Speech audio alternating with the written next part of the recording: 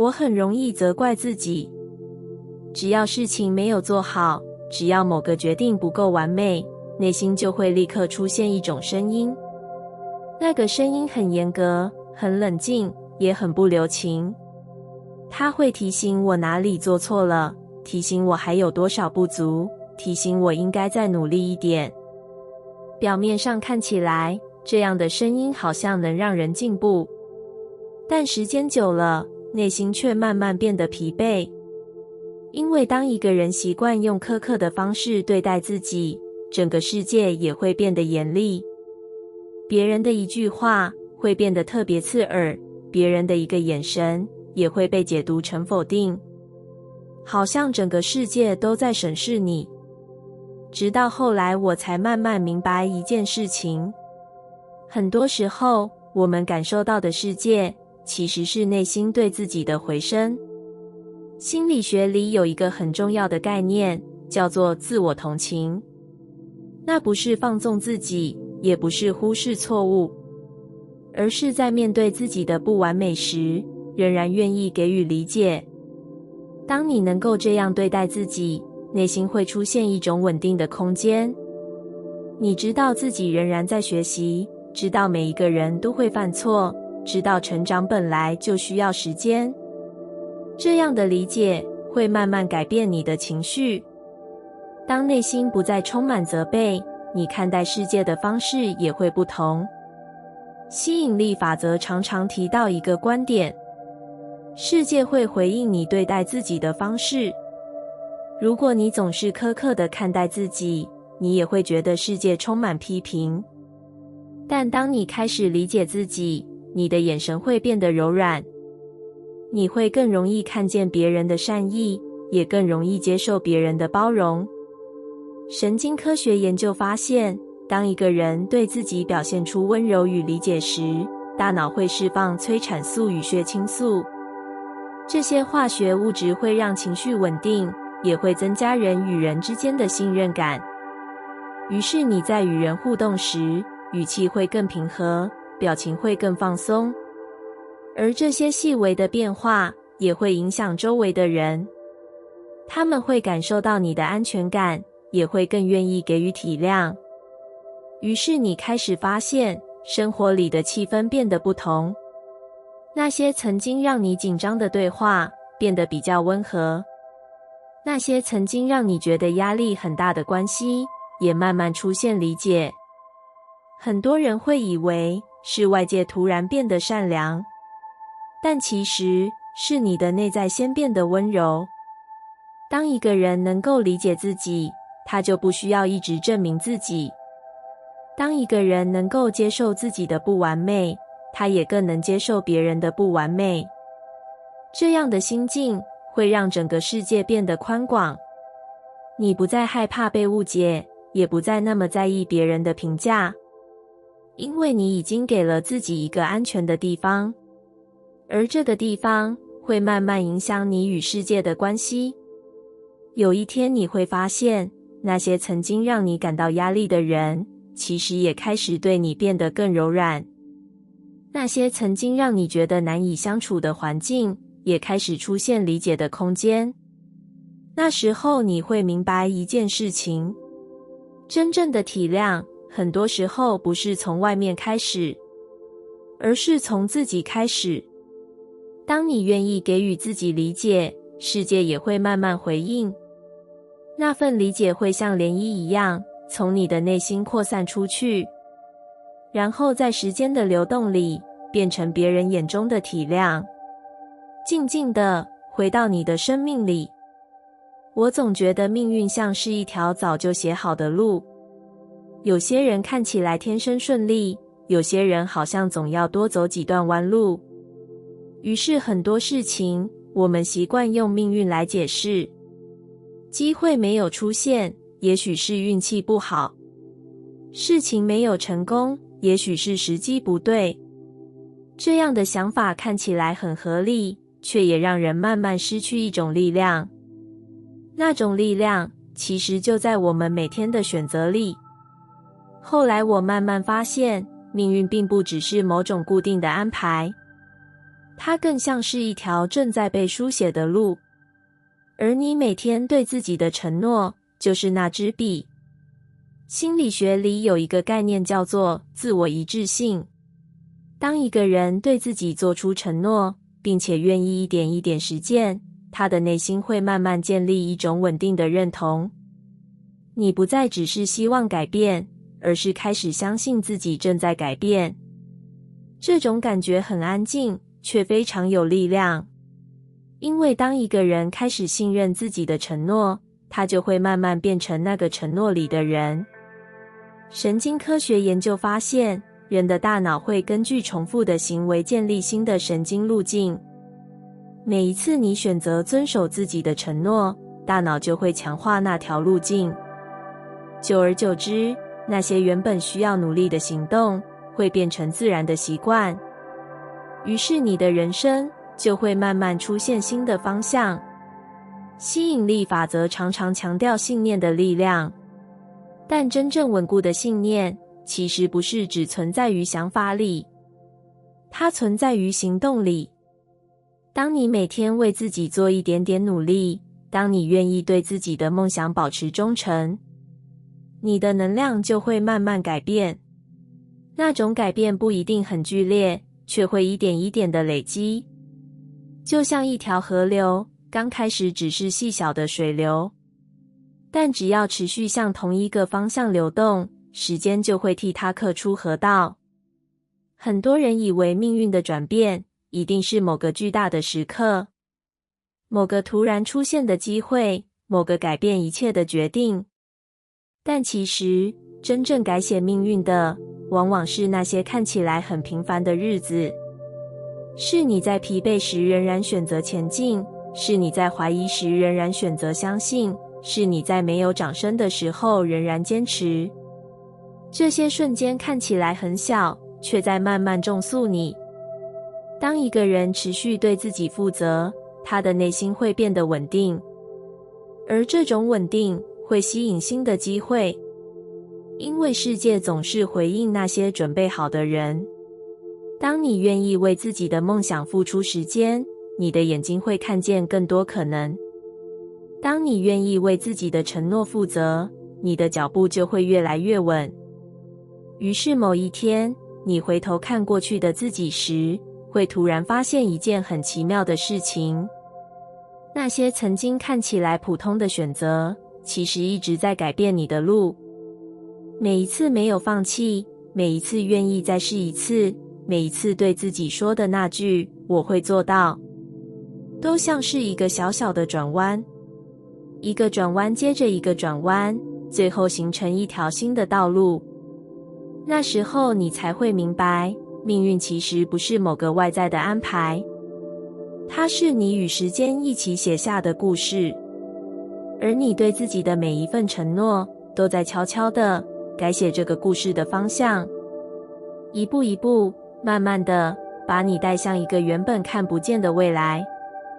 我总是习惯先否定自己，事情还没有开始，心里就已经出现一个声音，也许不会成功，也许我不够好，也许别人会做得更好。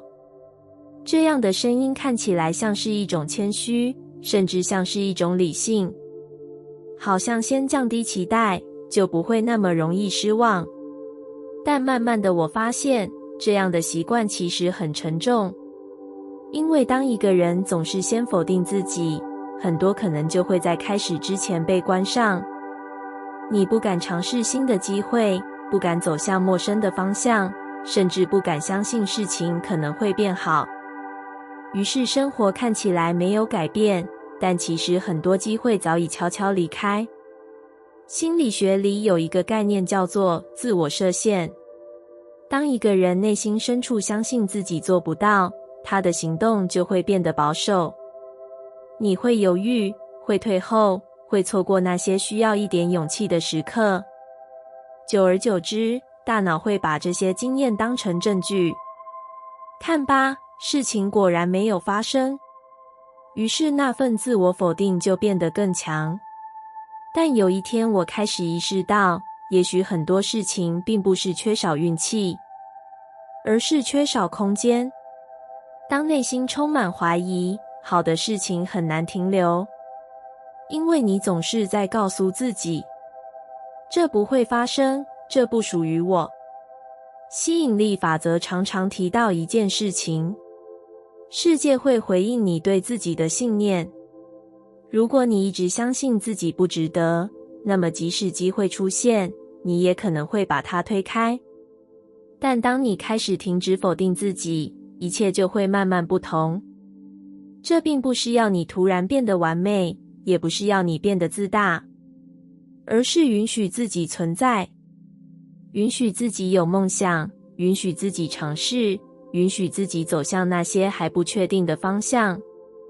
神经科学研究发现，当一个人对自己抱持信任时，大脑会释放多巴胺，这种化学物质会增加动力与专注，于是你更愿意行动，更愿意探索新的可能。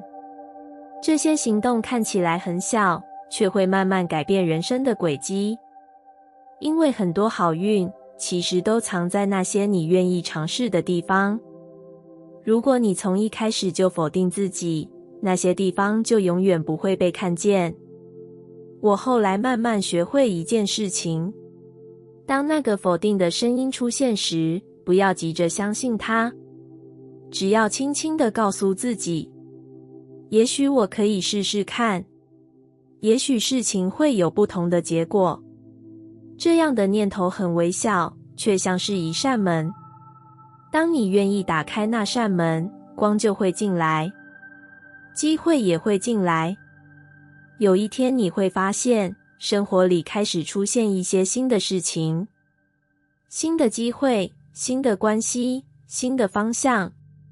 很多人会说那是好运，但其实那只是因为你终于给他们一个位置。当你不再用怀疑堵住自己，当你不再用否定限制自己，世界就会慢慢回应。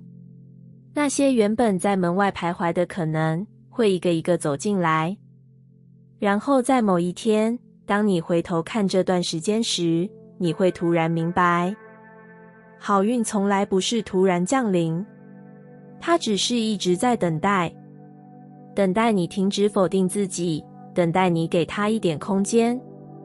而当那份空间出现，那些属于你的美好就会悄悄走进你的生命。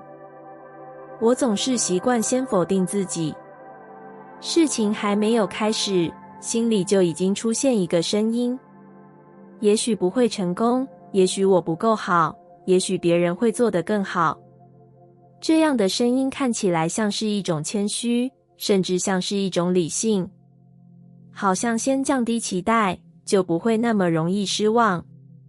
但慢慢的我发现，这样的习惯其实很沉重，因为当一个人总是先否定自己，很多可能就会在开始之前被关上。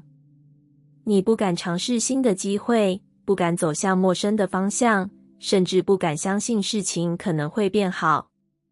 于是生活看起来没有改变，但其实很多机会早已悄悄离开。心理学里有一个概念叫做自我设限。当一个人内心深处相信自己做不到，他的行动就会变得保守。你会犹豫，会退后，会错过那些需要一点勇气的时刻。久而久之，大脑会把这些经验当成证据。看吧，事情果然没有发生。于是那份自我否定就变得更强。但有一天我开始意识到，也许很多事情并不是缺少运气，而是缺少空间。当内心充满怀疑，好的事情很难停留，因为你总是在告诉自己，这不会发生，这不属于我。吸引力法则常常提到一件事情，世界会回应你对自己的信念。如果你一直相信自己不值得，那么即使机会出现，你也可能会把它推开。但当你开始停止否定自己，一切就会慢慢不同。这并不是要你突然变得完美，也不是要你变得自大，而是允许自己存在，允许自己有梦想，允许自己尝试，允许自己走向那些还不确定的方向。神经科学研究发现，当一个人对自己抱持信任时，大脑会释放多巴胺。这种化学物质会增加动力与专注，于是你更愿意行动，更愿意探索新的可能。这些行动看起来很小，却会慢慢改变人生的轨迹。因为很多好运其实都藏在那些你愿意尝试的地方。如果你从一开始就否定自己，那些地方就永远不会被看见。我后来慢慢学会一件事情，当那个否定的声音出现时，不要急着相信它，只要轻轻地告诉自己，也许我可以试试看，也许事情会有不同的结果。这样的念头很微小，却像是一扇门。当你愿意打开那扇门，光就会进来，机会也会进来。有一天你会发现，生活里开始出现一些新的事情，新的机会，新的关系，新的方向。很多人会说那是好运，但其实那只是因为你终于给他们一个位置。当你不再用怀疑堵住自己，当你不再用否定限制自己，世界就会慢慢回应。那些原本在门外徘徊的可能，会一个一个走进来。然后在某一天，当你回头看这段时间时，你会突然明白，好运从来不是突然降临，它只是一直在等待，等待你停止否定自己，等待你给它一点空间。而当那份空间出现，那些属于你的美好就会悄悄走进你的生命。我其实不太敢相信自己的感受。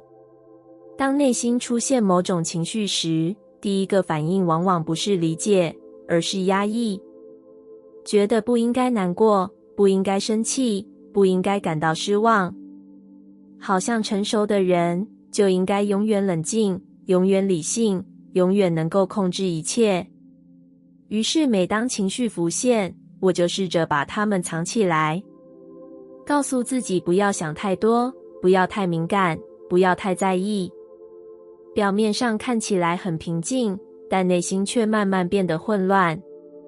因为那些被压住的感受其实没有消失，它们只是安静的堆积。直到某一天，在某个看似普通的瞬间里，突然溢出来。那时候我才慢慢明白一件事情，情绪其实不是敌人，它更像是一种讯号。心理学里有一个很重要的观点，每一种情绪其实都在传递某种讯息。悲伤可能在提醒你，有某个重要的东西被失去了。愤怒可能在告诉你，有某个界限被跨越。焦虑可能在提醒你，有某件事情需要被注意。情绪并不是错误，它只是内心的一种语言。当我们习惯否定这些感受，其实就像关掉了导航。你还在前进，却不知道方向。神经科学研究发现，当一个人压抑情绪时，大脑的压力系统会长期被启动。这样的状态会让思绪变得混乱，也会让身体累积紧张。但当你允许情绪被看见，大脑反而会慢慢恢复平衡。因为被理解的情绪就会开始流动。吸引力法则也常常提到一件事情，你的情绪其实是一种指引。当你感到轻松与喜悦，那通常代表你正在靠近适合自己的方向。当你长期感到压抑与疲惫，那可能是在提醒你，有些事情需要改变。情绪就像一盏灯，它不一定告诉你完整的答案，却会照亮某个方向。有一段时间，我开始试着用不同的方式看待自己的感受。当悲伤出现时，不再急着把它赶走，只是安静地问自己，这份悲伤在告诉我什么？当焦虑出现时，也不再急着否定它，而是停下来看看，是不是有某个地方需要被照顾。这样的改变很微小，却慢慢让内心变得清晰。因为当你愿意听见自己的情绪，你就会开始理解自己，而理解自己的人会走得更稳。有一天你会发现，很多过去让你困惑的事情，其实早就在情绪里留下线索。那些让你感到不安的环境，那些让你感到疲惫的关系，你的内心其实早就知道答案，只是当时的你还没有学会倾听。所以如果现在的你正被某种情绪包围，不要急着否定它，不要急着把它赶走，试着给自己一点空间，让那份感受被看见、被理解、被温柔地接住。当情绪被允许存在，它就不再只是混乱，它会慢慢变成一种指引，带你看见真正重要的事情，带你理解自己的需要，带你走向更适合你的方向。然后有一天，当你回头看这段学习的过程时，你会忽然明白，那些曾经让你困惑的情绪，其实一直都在帮助你，只是当时的你还没有停止否定。而当你终于愿意相信自己的感受，情绪就不再是负担，它会变成一盏灯，在生活的路上安静地替你照亮方向。我总觉得在人与人的关系里，应该要表现得坚强一点，不要太依赖，不要太敏感，不要让别人看见自己的脆弱。好像只要保持冷静，保持理性，就能让关系更稳定。于是我习惯把很多感受收起来，当心里难过时，只是说一句没事；当需要被理解时，却假装自己很好。表面上看起来很成熟，很独立，但内心却慢慢出现一种距离。因为当一个人总是隐藏自己，关系也会变得表面。大家都在聊天，都在相处，却很少真正靠近。那时候我才慢慢意识到，原来关系真正需要的不是完美，而是真实。心理学里有一个很重要的概念，叫做情感连结。人与人之间真正的亲近，往往不是建立在成功与强大之上，而是建立在愿意分享真实的感受。当一个人愿意说出自己的不安，愿意承认自己的脆弱，那一刻其实很有力量，因为那代表信任。神经科学研究发现，当人们在关系里展现真实情绪时，大脑会释放催产素，这种化学物质会增加信任感，也会让人更容易建立深层的连结。所以有时候，真正让关系靠近的，不是完美的表现，而是那一句简单的真话：我其实有点害怕，我今天有点累，我其实很在意这件事。当这些话被说出口，空气会变得柔软，因为对方终于看见真正的你。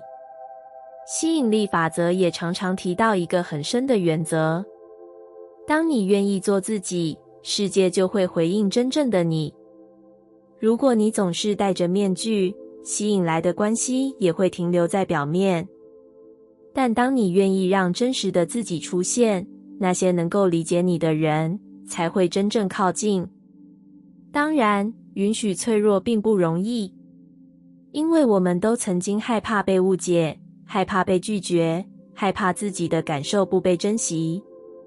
但有趣的是，真正珍惜你的人，往往就是在那些脆弱的时刻出现。他们不会因为你的不完美而离开，反而会因为你的真实而靠近。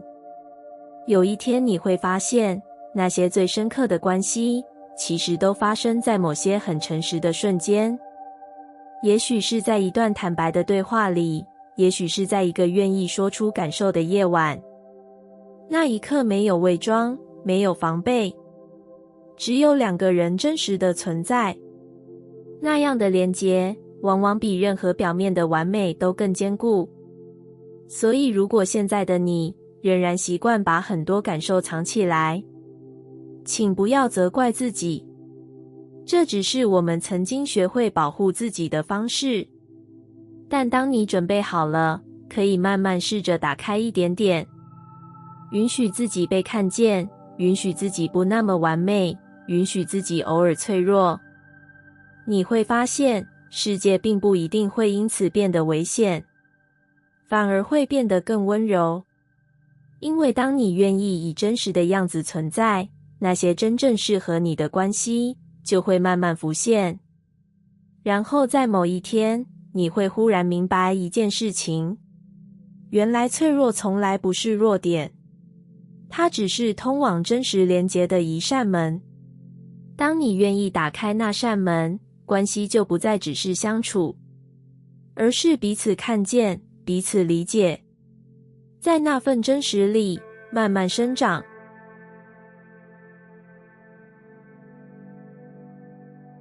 感谢你听完我的影片。